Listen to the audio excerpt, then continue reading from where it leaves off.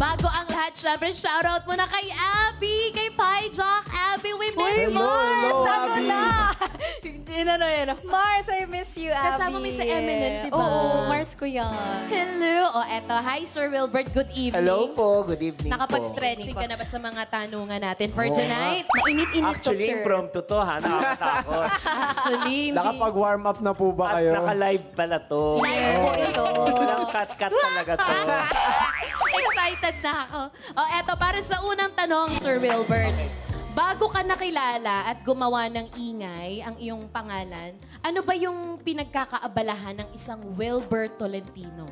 Yeah, actually,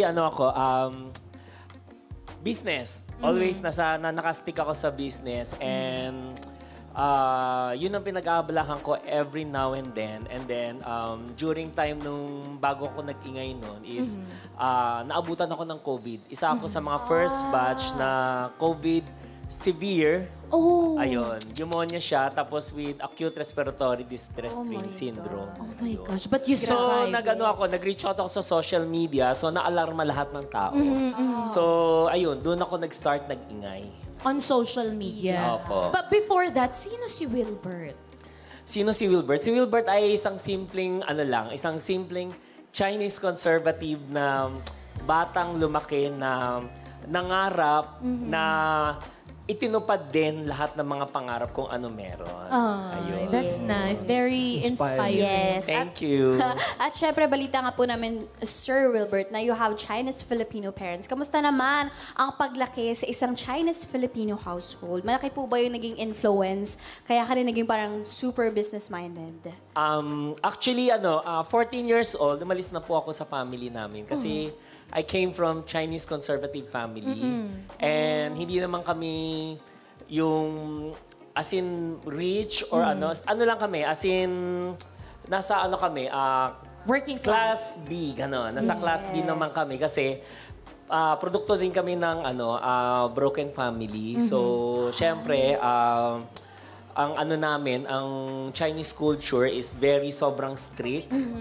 So, kailangan medyo pa-hard ako. Bawal ako malambot. Okay. Ayun. So, you are an out and proud member of the community. Yeah. Pero hanggang kailan ka kumbaga naging closet? Kasi you mentioned, Yes. kailangan pa-hard ka, no? Actually, kinasal ako.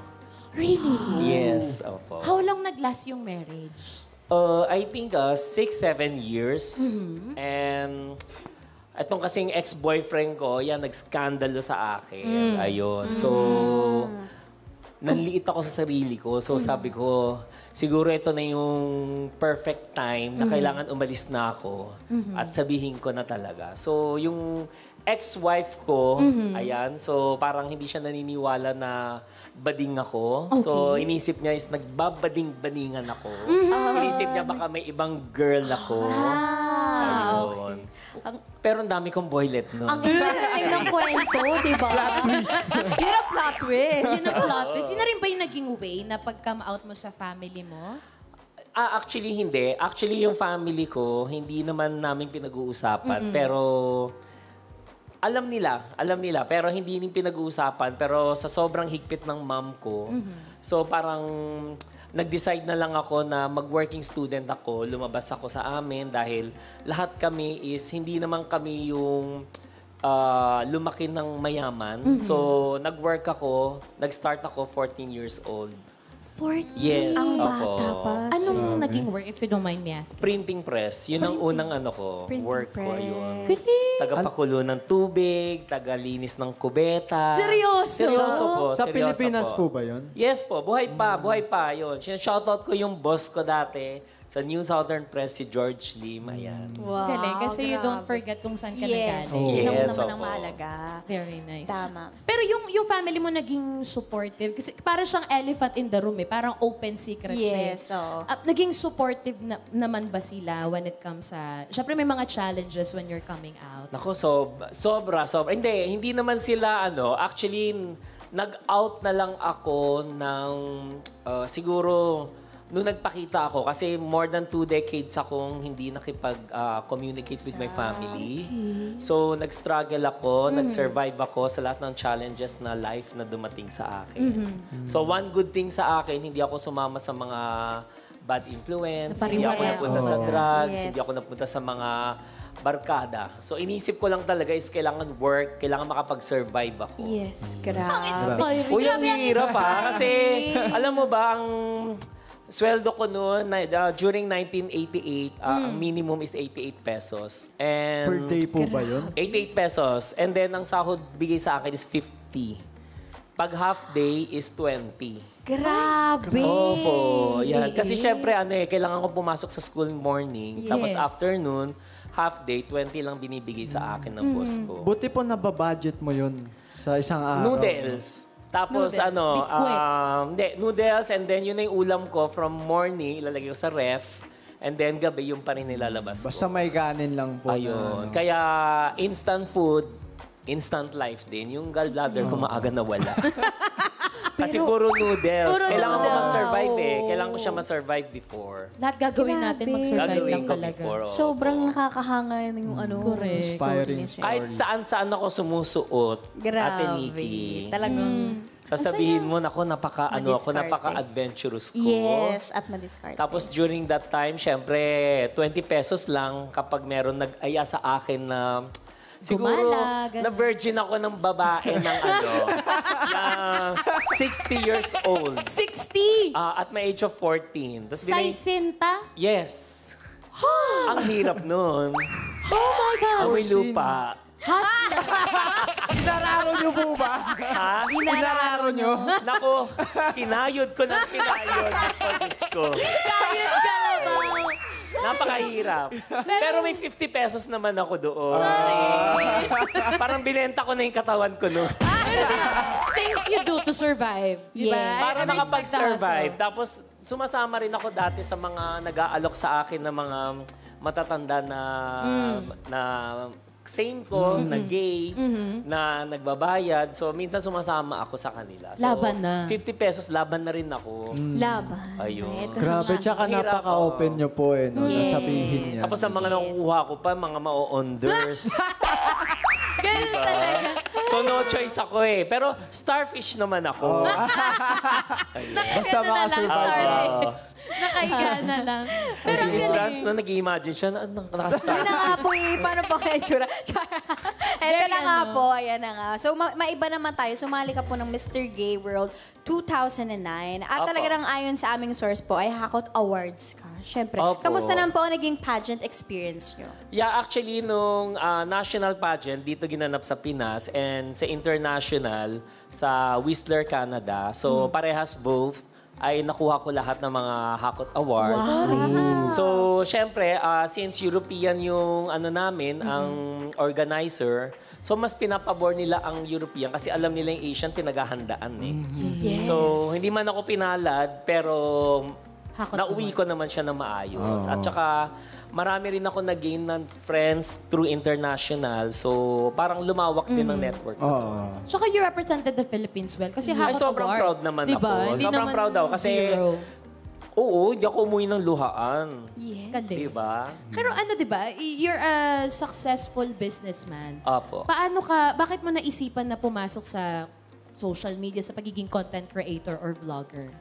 Yeah, actually, it started nung pandemic. So, meron ako mga entertainment bar.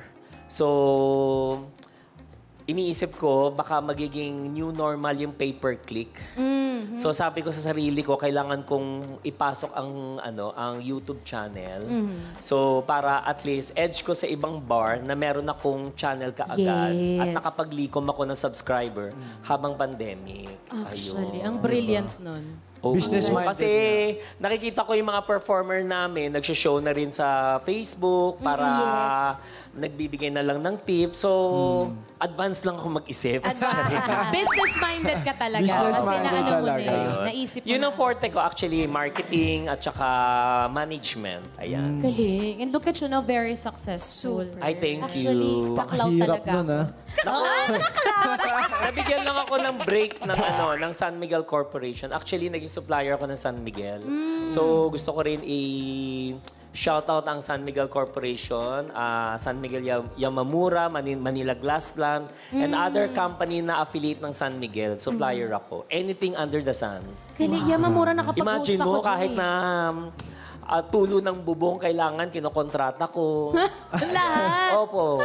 Pero eventually, no, napagpasyahan mo na rin na maging isang, from businessman, content creator, and then eventually naging manager ka, talent manager. Gaya Yes. na lamang ni na Madam Enots and nila Herlene. Herlene, opo. Pero bakit yun naman po pinasok yung mundong ito? Eto. Yeah, actually, during that time, since pumasok ako sa vlog industry, so unang linapitan ko ang kauna-unahang first mamshi ko, si Shaz Nalaparan.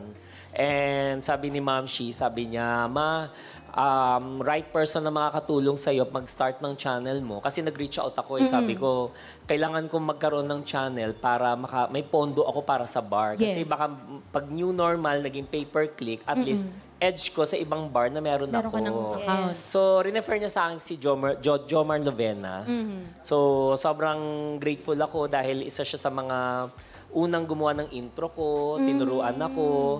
And then, dinala ko ni Jomar kay Mamshi Zainab. Ayun. Doon na nag-start. Oo. And the And the rest is history. Connect na lang.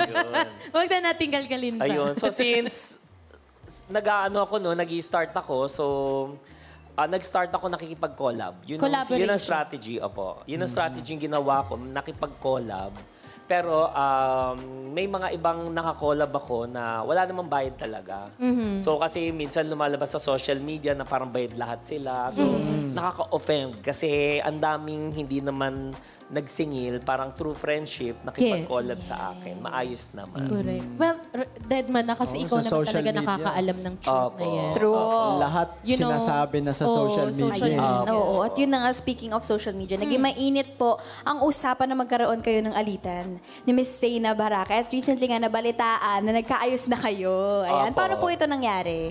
Well, actually, nung nagkaroon ng nasa South Africa ako noon. So, Sarap. may nagfi-feed sa akin ng mga followers. Parang parang tinatag ako lagi na user ako. Ginamit ko lang daw si Ma'am si Zainab. So, parang on my part kasi, parang hindi niya ako napagtanggol noon that time. Parang yun lang yung nasa okay, point ko. Tapos nag-reach out ako sa Team Sebis. Lahat sila, in-ignore nila ako noon that time. So, may mali din ako kasi may last, kasi noon parang last card ko is ilabas yung screenshot. Kaya ako natag ng Screenshot King. Ayun. So, kasi yun lang ang tanging way na parang Patunayan. ma-justify ko. Kasi syempre, Zainab to siya social media queen yan Kumbaga, hanggang ngayon, ina-admire ko siya. Hanggang ngayon, pinapanood ko pa rin siya. Even hindi na kami masyado nagkikita, still, Yung support. yung support ko sa kanya, pinapanood ko, alam ko yung life niya, kung ano nangyari. Kasi somehow, almost 2 years din ang friendship namin. As in, Ang matagal naging okay naman kami. Tapos nung nag-reach out ako sa kanya, parang during that time, parang wala lang talaga. So, nung after lumabas ako ng screenshot, the following day, syempre, damage control. Kailangan nila Yes. talaga Yes. So ang nangyari is, nag-sorry siya sa lahat. So ako rin, hindi na rin ako nakipagbardagulan. Kasi hindi magiging healthy. Kasi on my part is parang ginising kita, parang kinalabit kita. Parang nakalimutan mo ako. Kasi parang on my part kasi syempre may pride ba? Yes. And sobra akong saludo sa kanya. Kahit na binigyan mo lang isang mic, magagawa niya ng content. Sobrang talino talaga si Zainab. Yes. Sobrang love ko yun. And alam naman niya yun kung gaano ko siya kalab. Ayun. Kasi kung gaano ko kamahal si Madam Enots, si Herlene Hipon, same din yun sa kanya. Pantay-pantay. Pantay-pantay. Ako, Sir Pantay. Wilbert, guilty ako kasi bias. nakibasa din talaga ako noon talaga. Nakibasa ka din. Nakibasa din. Pero hindi ako nag-react. Nakiusisa. Nakiusisa lang ako. So, isa ka rin pala ng Marites. Sir Wilbert, in my defense, hindi ako nag-comment. As in, Huli. ano lang ako, more basa lang. Both sides naman. Huwag ka na Actually, ano yun actually, nakakatuwa kasi meron kaming follower na naghiwalay yung mag-asawa dahil sa amin dalawa. Until now. Oo. Kaya nga sabi ko, ang weird naman kasi the other one is parang kay Zainab. Yung isa naman, pinagsayo Sa'yo. ako. So sabi ko lang dahil lang naghiwalay sila. Sabi ko parang, ano ba? Grabe, Grabe grabe. naman yung impact na yun, di ba? Pero Grabe. the following day, nag-PM naman sa akin si Zainab. Nag-sorry naman siya. Tapos nag-video call kami. So nagtanong siya sa akin kung bakit ano nangyari, bakit ko linabasto, bakit ano. Sabi ko naman sa kanya, wala na akong ibang way kasi talo ako kasi pagdating sa social media. And-explain ko naman one at a time sa kanya para maintindihan niya rin. Yes. Ang And halaga- then, nag-sorry din naman siya sa akin and sabi niya sa akin, sige, minsan kapag mag-bump kami, sana maging okay pa rin kami. So parang sabi ko, sige, wala naman tayong ano doon Kumbaga, No hard lahat feelings, tayo, oo. kahit ako, may natutunan din ako yung Yes, pagkakamali ko. yes, And siya yes. rin naman din, sabi naman daw niya, i-improve niya yung sarili. Importante is... Naging maayos. And I'm happy for her kasi syempre, ngayon meron siyang Yes. si Minamahal. Ray Parks, Yes. di ba? Sobrang supportive naman para kay Bia, para kay Lucas. Ayan. Ayan. Ang maganda, at least naayos yung ano na, di ba? Yes. Yung Opo. issue. Pero eto, sir, eto naman, hindi naman sa super marites kami dito. Grabe, Pero Go pagiging lang laban marites natin natin. yan. sasamantalahin na namin. Pero ano yan Parang mamarazzi lang. walang kaplastikan to. Mahal na mahal ko si Zainab Harake. Kung napanood niya to, sure ako na alam niya kung gaano ko siya ka-love. Yes. Alam For niyo. sure. Magre-reflect naman yun, Sir Wilbert. Opo. Pero from one issue to another, eto naman po. Nagbitiw ka as manager ni Herlene Budol. Marites din ako dito, sir. Guilty ako. Ano ba talaga yung tunay na rason bakit pinili mo ng iwan muna si Herlene? Ayun. Actually, una, anak ko kasi lagi na ako hinahanap. Kasi, syempre, 6 years old na yung anak ko. And then, lagi ako wala. Lalo na kapag, for example, nasa pageant season, tutukan talaga kami. For example, sa Binibini, 4 months. 4 months dedicated ako sa kanya, nakatutok kami talaga. Kasi nung dumating sa akin si Herlene, very boyish, galing siya sa Wawawi, nakikipagbardagulan siya sa game show. So, nung dumating siya sa akin talaga, boy siya maglakad. And then sabi ko sa kanya, wala akong other way na mabigay sa iyo ng work. Kasi, syempre, walang proper endorsement ng ex-manager niya. Yes. And yet, natulfo sila, natulfo yung issue. So, walang-wala talaga siya, as in zero. So, naramdaman ko yung panahon ko nung nangangailangan din ako. So, sabi ko kay Herlene, sige, Tulungan kita. tutulungan kita, pero I have to make sure na i-vlog natin muna to. Kasi baka mamaya, kasi nagkwento siya na marami siyang napirmahan na bakanteng papel. Sabi ko, baka mamaya marami kang manager, tapos pati ako na bombahan din ako, di ba? So, blinag namin. So, no, after namin na-vlog, so sabi ko sa kanya, ito yung linatag ko sa kanya. Itong gagawin natin sa iyo, ha? Sabi ko, okay ba sa iyo? Sabi niya, ikaw na bahala, ma. Sabi niya. So, nung nag-go kami sa Binibining Pilipinas, yung time ko talaga is talagang nakafocus sa kanya. Tapos sa mga taong marami ako nababasa sa social media na dapat kailangan i-enroll si Herlene. Sa ganito, ganyan, sa yes. communication skills. Yes. Actually, in-enroll ko siya. Where in fact nga, parang natutuwa nga siya mag-English nung nasa press presentation na Miss Grand. Di ba sabi niya, ay, sarap mag-English. Kasi nag-i-start na siya noon Yes. Kumbaga, nag-i-start siya na Nag-aaral evolve. na siya. Tapos parang naudlot pa siya. Parang na-feel niya na parang ang hirap na makapag-catch up Yes. yung nagkamali siya. Ayun. Pero other than that, health ko is, syempre 48 years old na si Ka-Fresh. Hindi halata, Ay, thank you. Parang may bonus ka dito. I love it. Pero totoo, Sir Wilbert, no, walang halong biro. Hindi ka mukhang Fresh 48. Oh. Promise. Ay, talaga. Water Thank you. t-shirt. Thank you. Yes.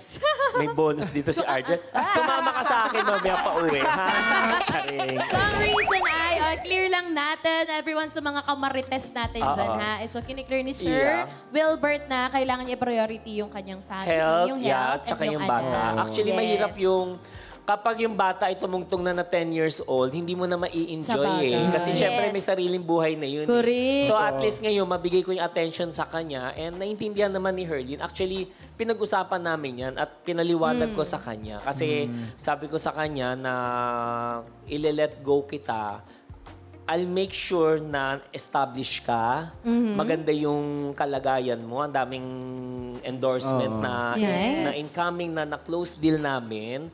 And then, nag-render naman ako ng maayos sa kanya. And then, sabi niya sa akin, Ma, dapat nandiyan ka lang pa rin sa akin. Sabi ko, nandito pa rin ako. So, naman pala. andun pa rin ako sa likod niya. So, kapag may mga tinatanong siya, PM siya sa akin. Advice, Yes, gano'n, di ba? Alam niyo na guys, huwag kayong sisyon na huwag kayo gagawa Oo, ng issue. Walang Martes. issue. Wala talaga. Wala kaming issue. Actually, love na love ko si Herlin Oh. kasi alam ko yung pinagdaanan niya yung pageant na yung mental health na Yes, yung binabash siya na hirap. binabash. Yes. So, sobra ko rin siya kinocomfort. Not because of... Kasi marami ako namabasa na ay, nahiya na si manager siguro sa ano niya, sa performances niya. Nawa na ng Hindi fake naman. news. May sarili siya kailangan ni priority. Yes. And speaking of Opo. self, iba priority yung self, Oo, no? tsaka yung anak. Kasi naano ko syempre, naman di ba? siya, na-establish ko na siya, tsaka si Madam Inuts. Sabi ko, si Madam Inuts naman, sabi ko sa kanya, at her age kasi, actually host siya dito minsan eh. Yes, before ng second season sa Second Pi. season, yes, Yeah. ayun. Sinabi ko sa kanya, at her age kasi, mahirap sa showbiz kasi syempre competitive. Yes. Ang daming mga bata. So Correct. sabi ko, leading for business. So For business focus pa rin talaga. siya sa online Selling. selling. Business. Tapos ginawa ko siya ng produkto ng Dilo. So sariling Oh, produkto na niya yun. Galing. Oo. Alam mo, you always give, you always help other people. Pero ikaw, ano ba yung, kumbaga, ang dami mo ng ganap eh. Naghahanap ka rin ba ng magpapasaya naman sa'yo? Kumbaga, partner in life. Nako, napakahirap. Kahit sino ka-date ko, lagi na i-intimidate sa akin. Ayun lang. Bakit sa tingin mo, anong ginagawa mo para hindi ma-intimidate? Parang inisip nila, hindi nila ako ma-reach. Na samantala, ang bilis-bilis ko lang naman. Easy to get nga ako, 16 years old yan, nakakuha nga sa akin. Marupok, in short. Correct, sir. Marupok. Nako, palaban Marupok. talaga sa sagutan to Oo. si Sir Wilbert. No. Pero alam niyo, di pa dyan nagtatapos kasi marami pa kaming mainit na mga katanungan for you. Nako, ano pa lang yun? Warm up. Warm up. Warm Okay, up. laban yan. So, single ka ngayon, Sir Wilbert. Single. Ang tanong Ready ng to mga- mingle. Ready to mingle.